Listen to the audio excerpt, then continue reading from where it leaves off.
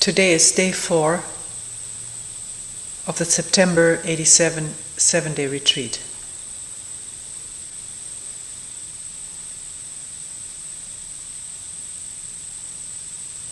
And what we will talk about today is fear.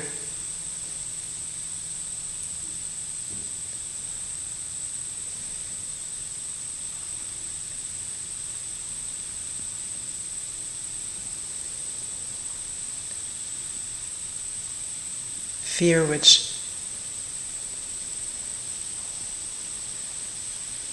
doesn't just come up in individual meetings, it pervades the mind, the minds and hearts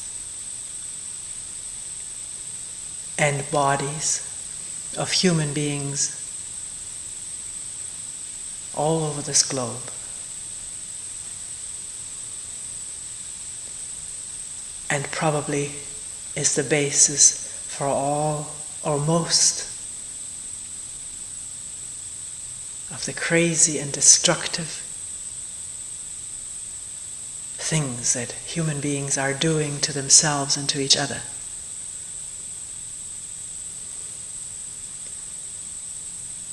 And have been doing to themselves and to each other since time immemorial.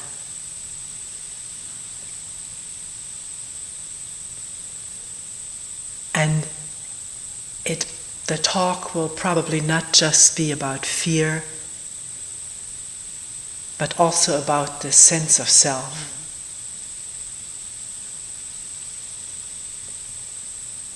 Because these two are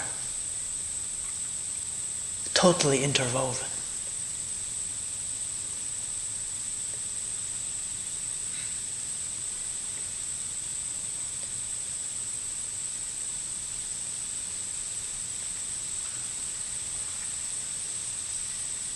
There's not one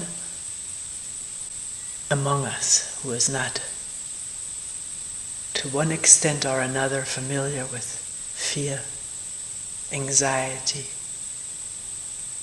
terror, panic.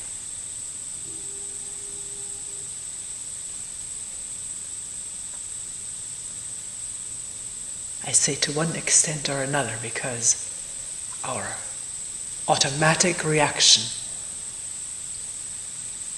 to such feelings, intimidations are coming up is to run, to hide, to cover up, to repress, to deny.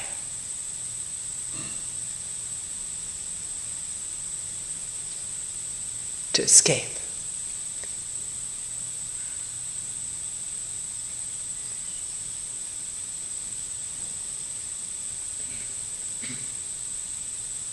And what we're asking here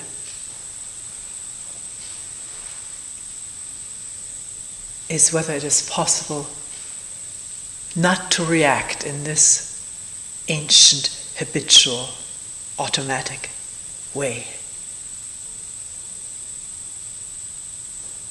When something that is called fear or anxiety comes up.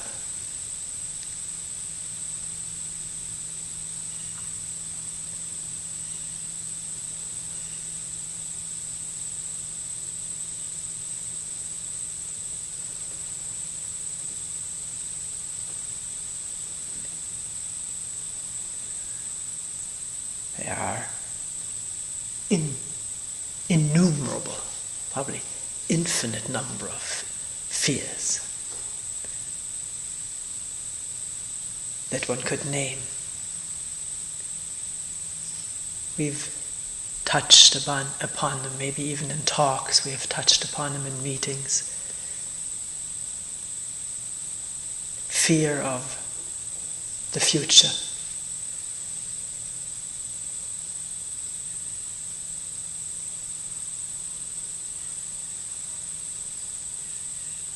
And connected with fear of the future, fear of insecurity in the future, fear of old age, of getting old, getting older, fear of sickness,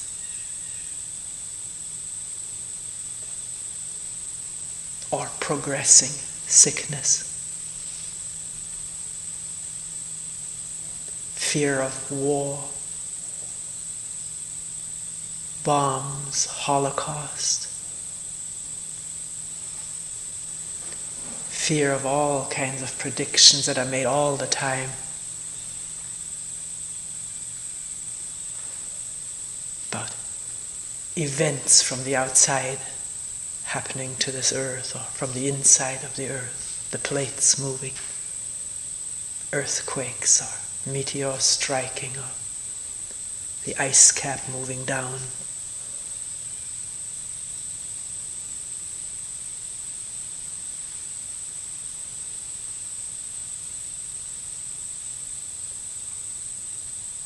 And in our immediacy of living, fear of people.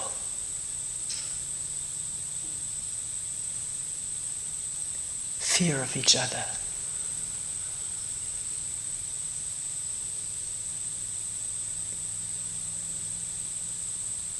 Fear of relationship.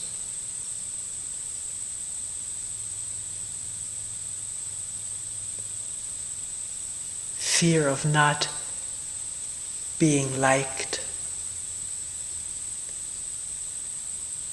or loved, of not being approved of being rejected, of being left or abandoned.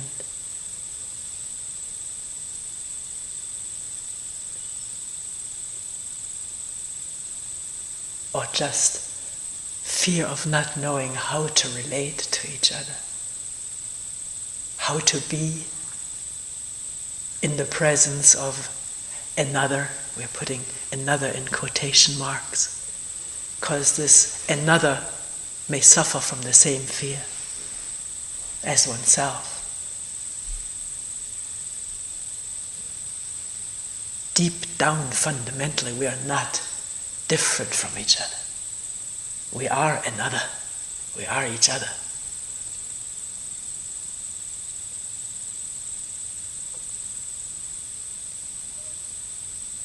There are the fears of not being somebody. Not being somebody that one's parents or friends can be proud of or admire, look up to. Or in one's own eyes, fear of not being somebody in comparison with others who are somebody, who can say what they are, what they do, what their future will maybe turn out to be. Fear of not having that. The nudity of not being somebody. Or fear of not becoming somebody, not having the stuff it takes to become somebody.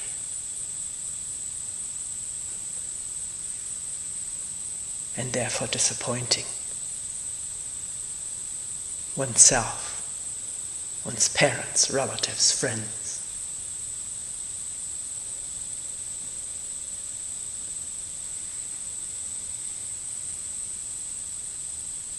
There's the fear of not being able to cope with life.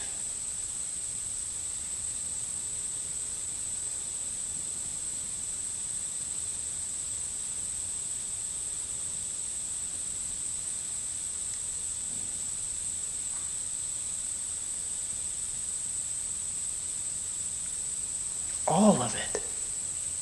We could go on listing. Fear of losing a job. It's endless, isn't it? All of it. Taking place in this mind, in this brain, and the body, accompanying the thoughts with its glandular, muscular, organismic responses, tensions, dysfunction. Because there's nothing relaxing about any of these fears.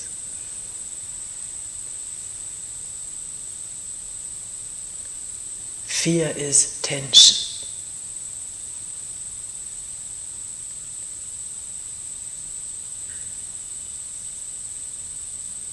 And of course, tension brings conflict because we don't want tension, so we're in conflict with the tension that the thoughts arouse. Is that clear that these fears that we've talked about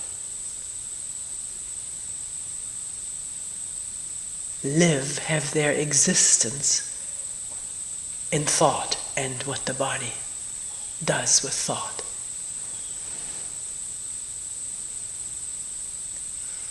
And with time. Thought creates time. Thought creates the future. And the memory from which the thought springs is the past.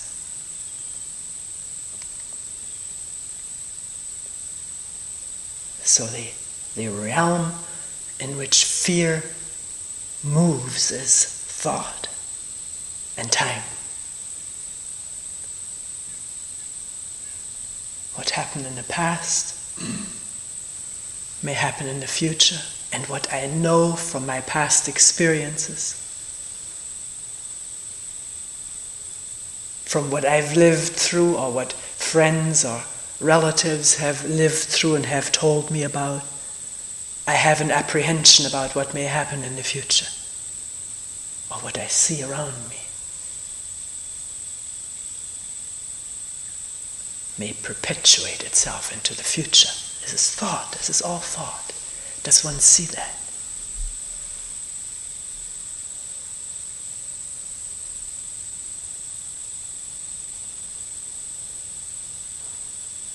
One may have no money, very little money. One may be sick. One may not have a position of any kind of respectability, prestige, something one can say and establish oneself in the minds of others as somebody. And yet that in itself, we're just taking a few examples. One may have just lost a job. But that in itself, if we look at it very straightforwardly, factually, need not create fear. This is what is. And if it is not projected in the future, into the future, if thought doesn't spin out the story, how it may happen or would or could or probably will happen, then there is the energy to be with this instant, the total situation of this moment. And in the absence of thought creating a fearful future, there can be right response, adequate response in the present.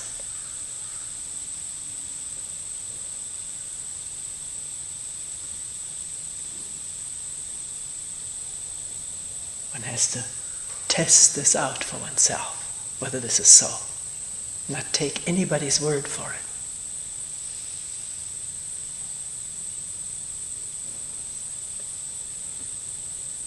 To see how the spinning out of the story of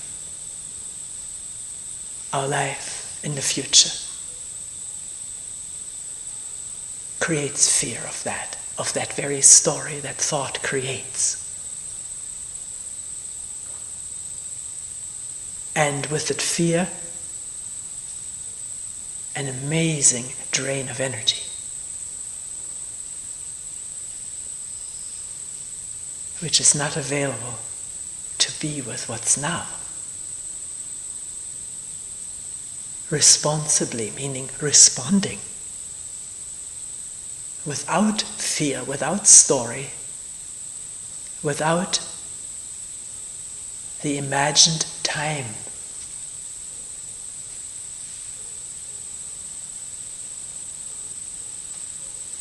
Just responding, being there, here. Meeting the problem or the challenge completely, because the energy is not drained into spinning stories which are scary.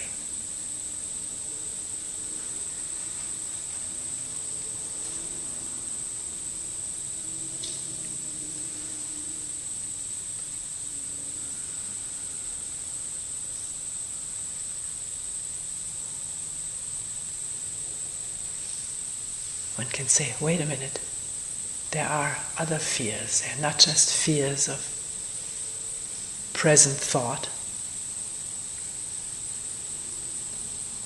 imagining what will happen or could happen. There's also deeper layers of thought, subconscious or unconscious thoughts, unconscious past experiences, meaning not available to the conscious mind at this moment, yet operating on that unconscious level. Actually, these not available past experiences which caused fright or terror already in a little child that we all were, probably to a large extent orchestrate these stories that we are now spinning about the future, what may happen to us, or the fear of people that we talked about. Fear of meeting each other, being in each other's presence. Our past experiences with people, men, women, older men, older women, younger ones, maybe certain social class, race, and what have you, religion. These unconscious deep memories may help formulate our fears, project onto people, onto situations what's not there. Make it appear as frightening as it once was, so that the originally frightening situation repeats itself over and over and over, just through our projecting an ancient pattern upon a new situation.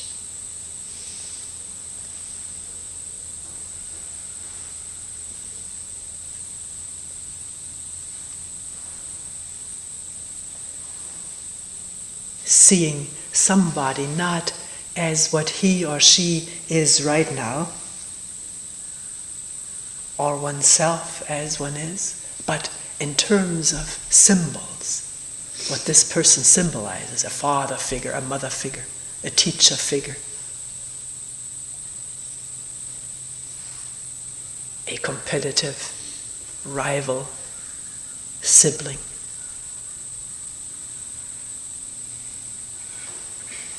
And responding to the person in those symbolic ways.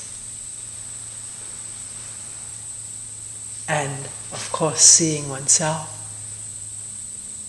in terms of images that have been fed into one since one was born, maybe already before. Our mothers and fathers may have had strong ideas of what they wanted us to be. like, look like, act like, become the talents they wanted to have in their children. Usually a perpetuation of own unfulfilled desires in parents being put onto children. Usually not very consciously, not aware. It is an automatic thing. It happened to them too, through their parents. So now we are with these images that we have about ourselves, and we've talked at quite detail and depth about this in one of the talks, the dread or fear of looking at what one discovers in oneself because it does not conform to the image one has of oneself. Likewise, the dread of another person because one has images of that person which may not at all conform to the way the person is this moment.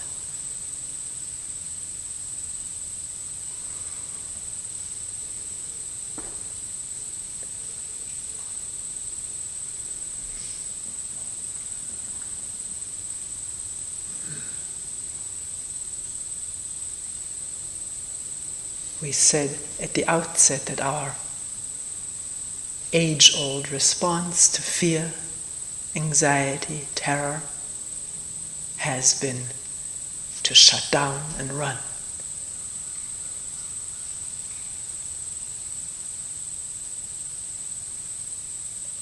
Which of course does not end what is going on, it just pushes it underground.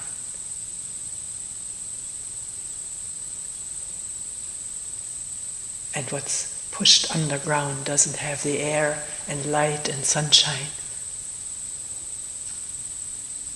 to show itself, to be aired, to be seen, to be met, and maybe dropped.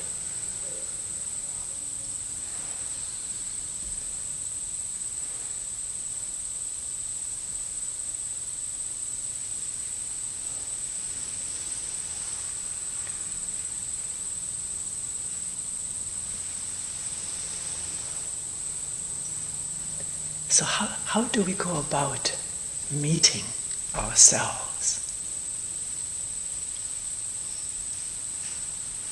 Which is a bundle of fears.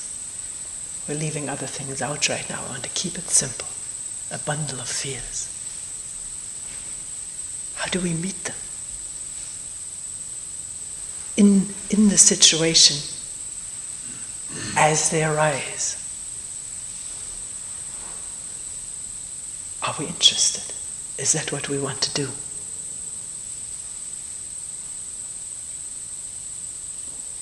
Or is there a strong resistance to this from the outset? I don't want to get in touch with this stuff. I don't know what the outcome will be. I may lose my mind. There's a real fear of many people that in meeting something one will lose one's mind. In truth, it is the other way around. It's in running away and letting down the iron curtain, separating, repressing, that the mind becomes more and more cut up and isolated, dysfunctional.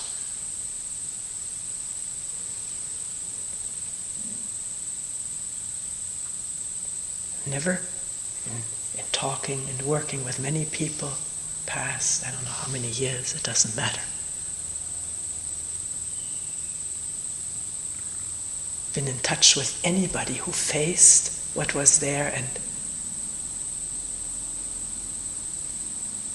well, what does it mean to lose the mind? The mind is fear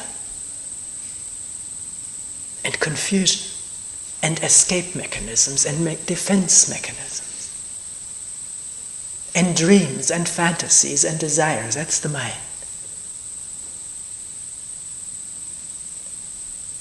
Dominated by this strong, deep, ever so convincing sense of self. Me, my mind.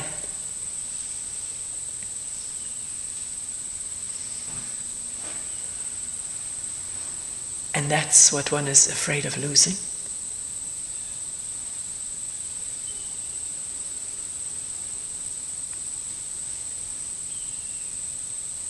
Actually, this may be a meaningless question. But I think it's all right to reflect upon that. Whether what one is afraid of corresponds to reality.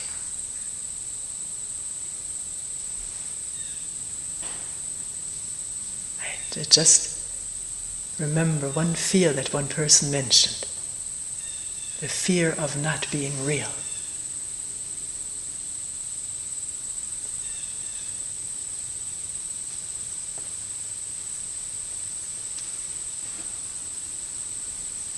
Which is the fear that all one may be are these frightening thoughts, or fantasies, ideas and images. And nothing to touch the ground, or to touch base, to touch life as it is.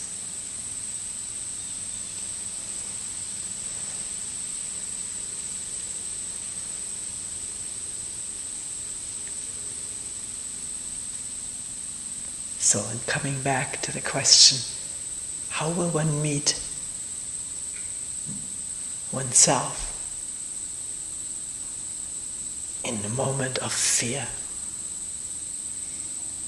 A free-floating anxiety or a specific fear.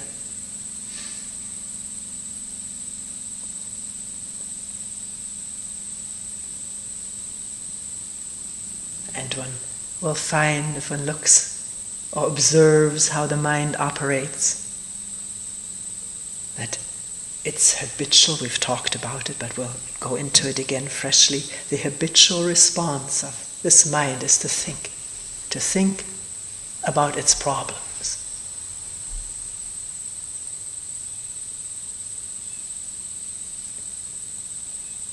The problem being created by thought, the fear of the future. And then the same thought used to solve the problem created by itself. Do you see the absurdity of it? And yet we engage in it all the time. Using thought habitually from our long learning and education to solve problems which are created by thought.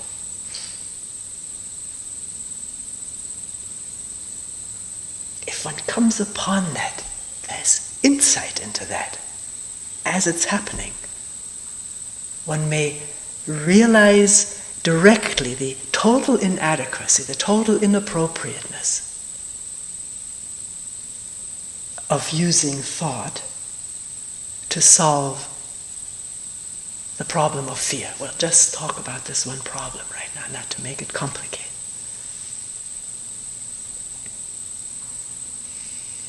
It's open to observation for each one of us in great clarity. That thought goes over and over and over and over.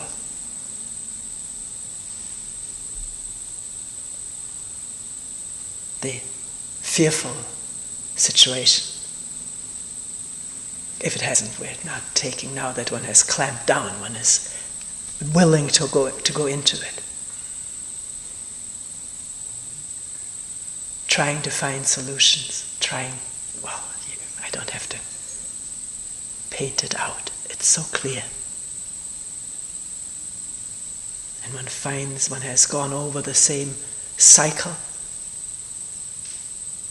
hundreds of times, thousands of times.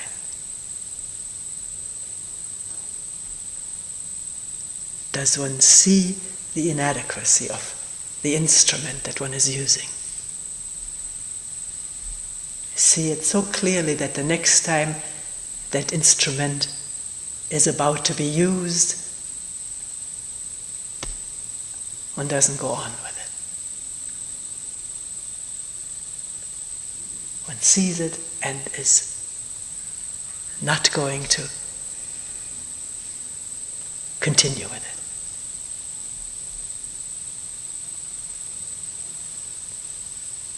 You can say, well, what enables one to see that? That's insight. Awareness. The names are not the real thing. The immediacy of understanding that thought cannot resolve its own problem of fear. It only compounds it.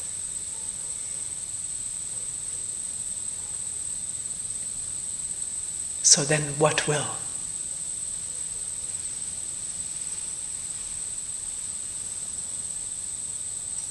What happens if one really sees the total inadequacy, inappropriateness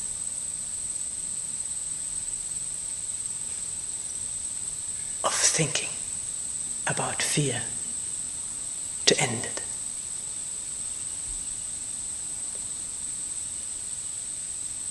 Thought cannot meet it because it creates it.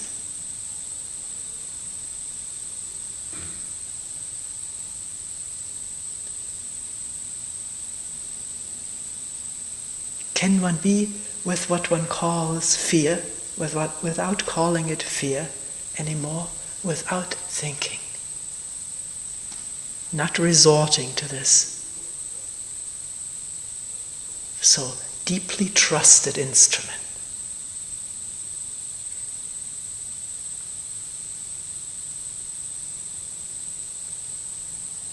Just being empty-handedly, as it were, with what's there, and not knowing what to think about it.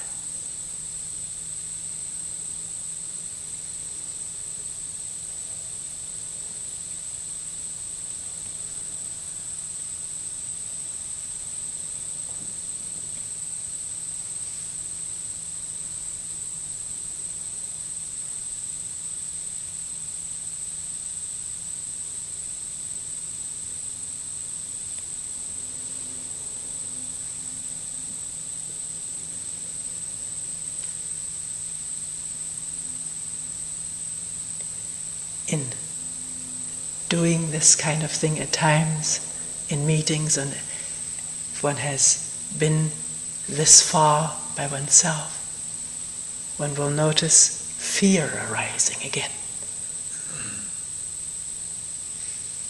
People report that there's fear. At the moment there's no use of one's trusted instrument. Fear, the fear of what we call of not knowing, of the unknown.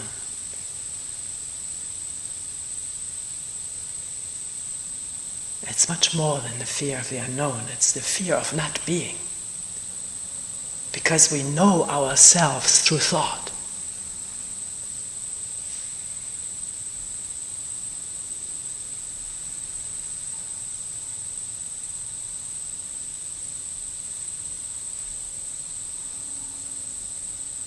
There is, of course, the organismic feeling of a body here. That's not thought. The breath rising and falling, it's not thought. Heart pumping, it's just boom, boom, boom, boom. Any kind of pain or discomfort or sensation of well-being that may be there is not thought. That's what it is. Is that all there is in sitting here?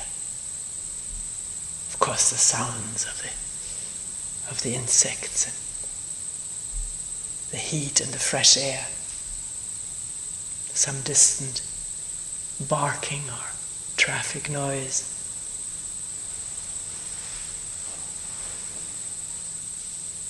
That's all there. need not be labeled, need not be reacted to. Is that all there is in sitting here?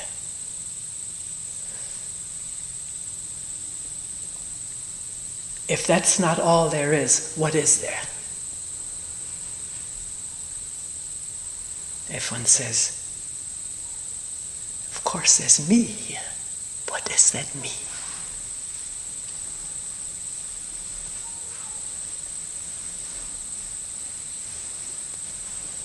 There's the knowledge of one's name.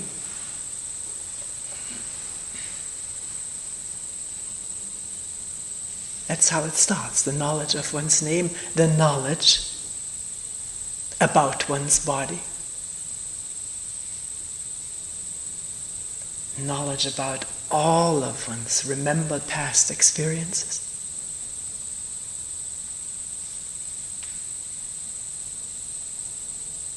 Knowledge about one's images, one's aspirations for the future. Again, all thought. Do you see that?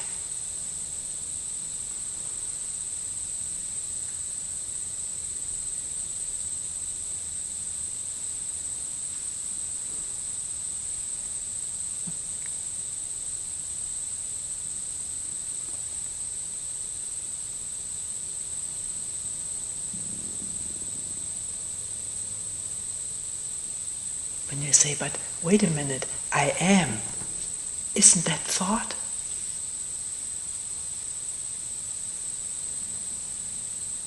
This is a fact, but to say, this is me, I am, that's what thought does.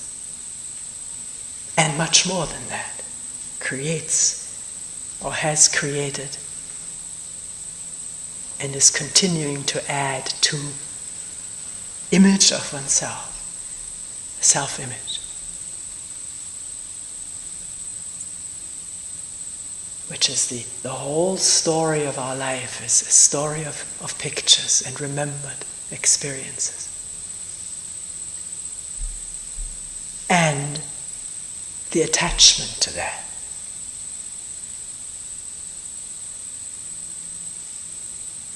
The attachment to the thought and story of oneself. Attachment meaning what?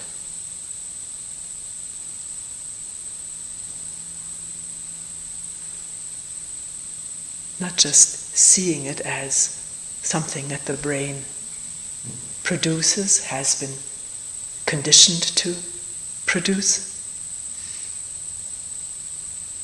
There's more, isn't there, when there's attachment? If there was no attachment to the self-image, one would not be hurt by an insult.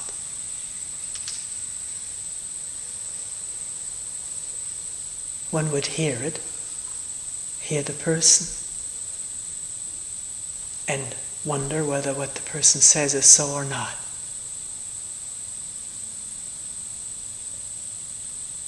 So we can't even say insult. Somebody says something. It becomes an insult because we're attached to self-image. We are that image of ourselves, is how we feel. And this has been hurt now. And that hurts. That hurt connects with innumerable hurts that have happened in the past and laid down in the memory of the brain.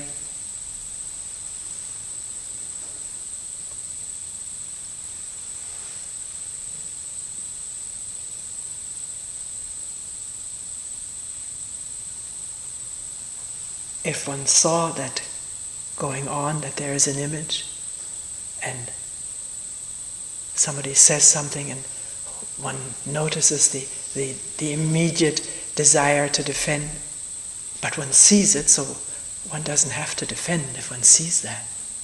If one sees it's just an image, what does one have to defend? One can look and see, yes, this is so or it's not so.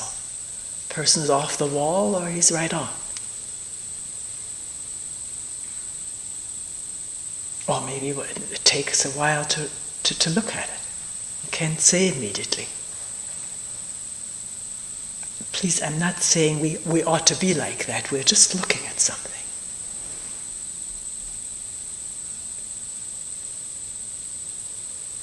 We came from meeting fear without the instrument of thought, not thinking about it, meeting it as a completely unknown affair. As though one never had met it before, which may be the truth. Which is the truth, because the fear of this instant has never been met before. And not having any recourse to thought, because one realizes it doesn't help, it just goes in circles, creates frustration, depression, and one will not step into that cycle. One sees that and one will not step into it. So here, there is just that, and no instrument to tackle it, nothing. Just what is. And there's fear again. More fear, new fear. Maybe not. But this is what is often reported. Fear of not being. And with that fear, usually withdrawing from the whole thing and re-establishing oneself in the thought of oneself, of me.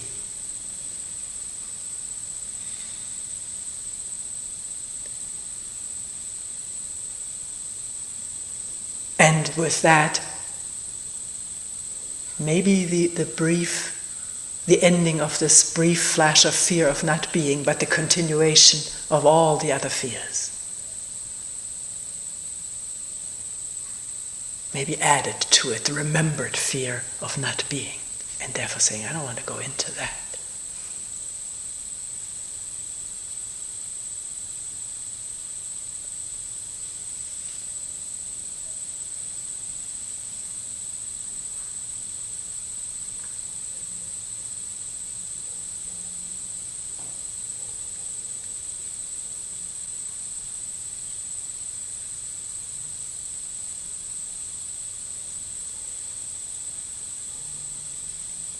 I don't think it's impossible to be completely with something that's called fear.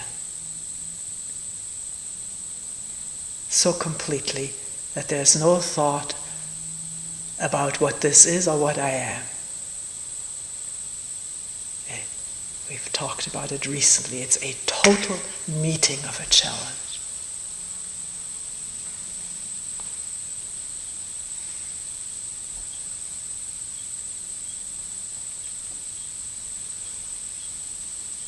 And if one has understood and been through all the alternatives one's whole life long, we've gone through it, the thinking, trying to think through or escaping, pushing it underground and the festering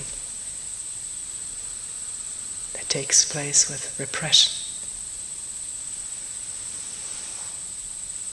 There may be no choice. There may be no choice at all, and then it is very easy.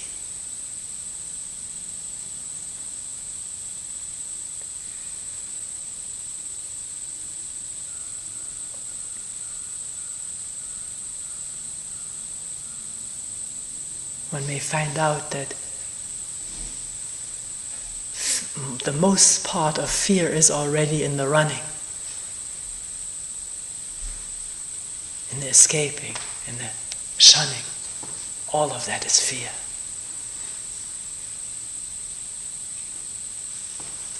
When there's the wholeness of being with what's there, what is there to run from? Where would one run to? That's all thought. Do you see that?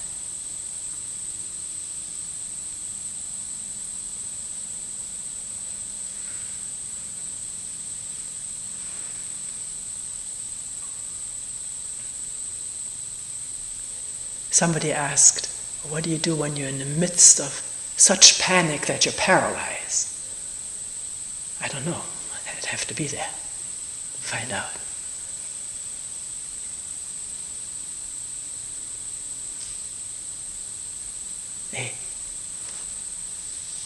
Something comes to mind.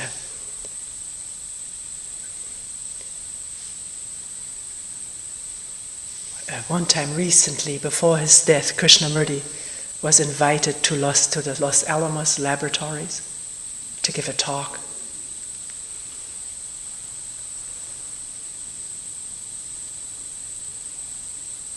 And he took questions afterwards. And one of the questions, it was the last one on the list, and he just glanced down the list and he picked that last one, and it said, if you were the director of the Los Alamos laboratories, what would you do?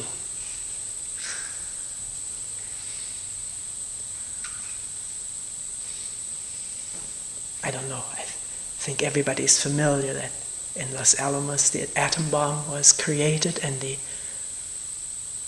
research on destructive weaponry has continued ever since. There may be other research going on there too, but this is one of its main raisons d'être.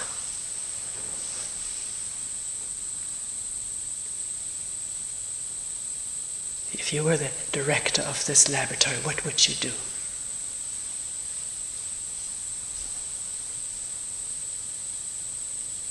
Very likely the director has wife and children. I don't know. And the response was, we ask our questions too late.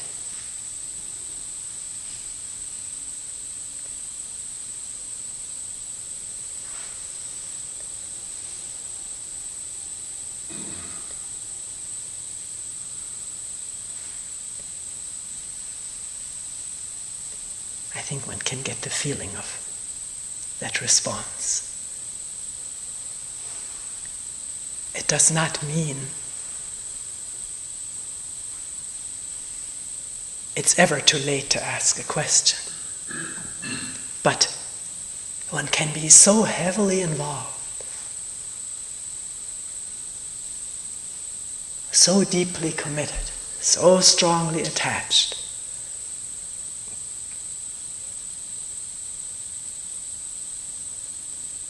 that one may drop the question as quickly as one has picked it up. Like poison ivy.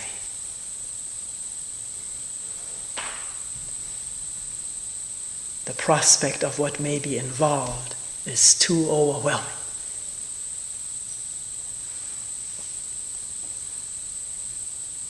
So, coming back to the question, what if one is in a state of panic, totally paralyzed, what would one do? I don't know. Probably be paralyzed. All depends, is there some opening, some awareness?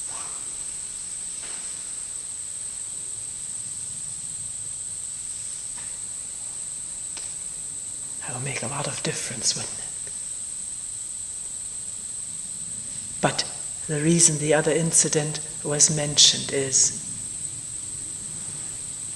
we don't want to be in touch with fear. We hate it. We don't like it. We have habitually run away from it. We don't want to be in touch with anxiety. We take Valium, or smoke, or drink, or entertain ourselves away from that. But it doesn't do away with the fear and anxiety.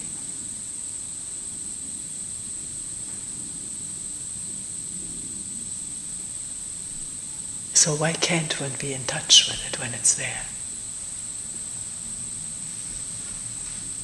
When it's felt, when it comes up, when it hints, when there are hints of it, be in touch with it immediately. Not in order to control it. There's no control in being in touch. In touchness is the total absence of control.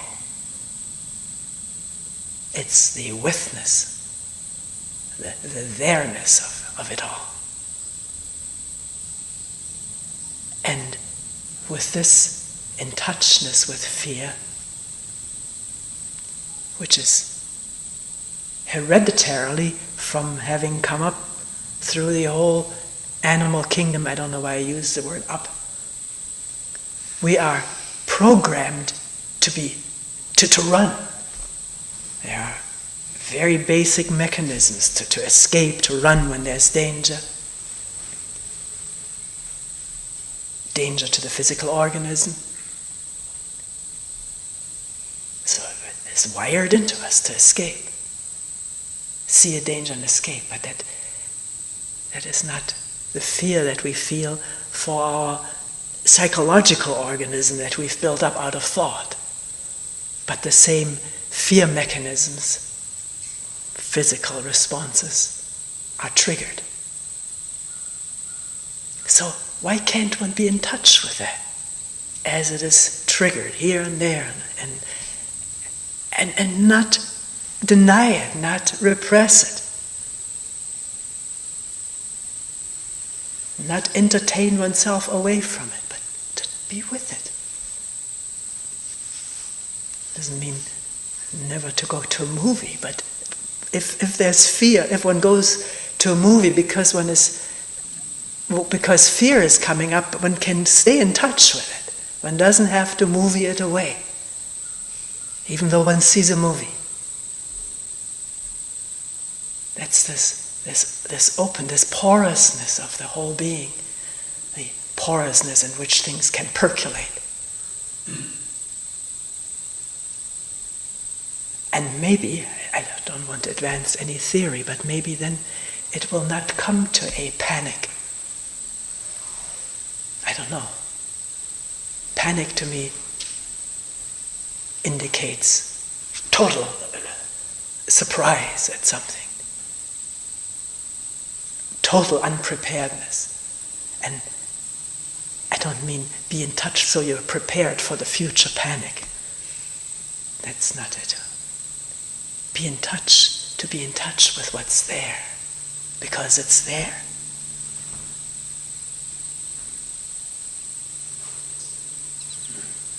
And not with any instrument, not with any technique or method or prayer or chanting or incense.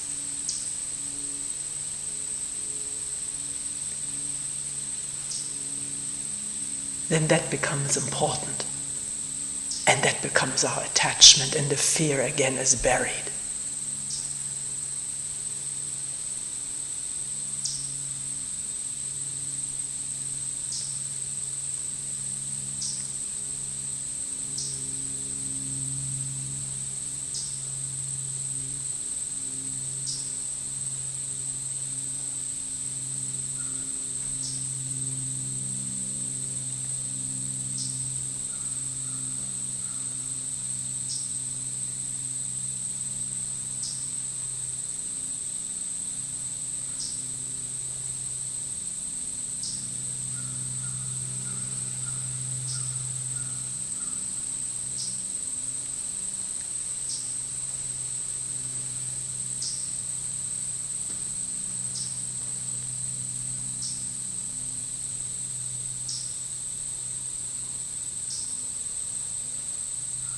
Just one last word. This being in touch with fear is not a concentration practice.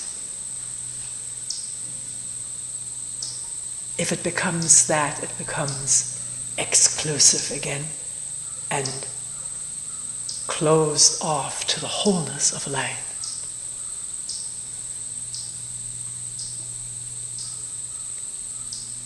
Can one be in touch with what's inside, consciously, unconsciously bubbling up, and not closed off to the calls of the birds?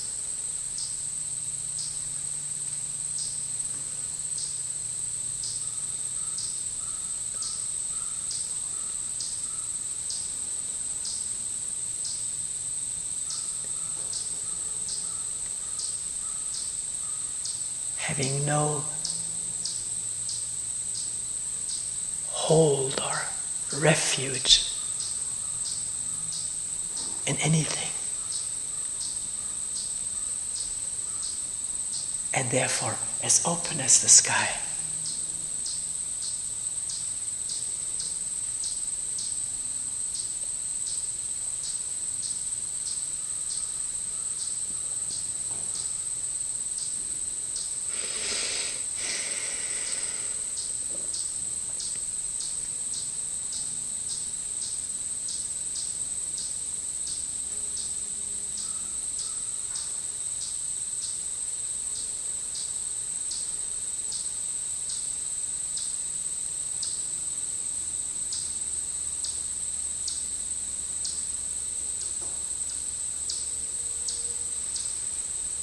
We will end here for today.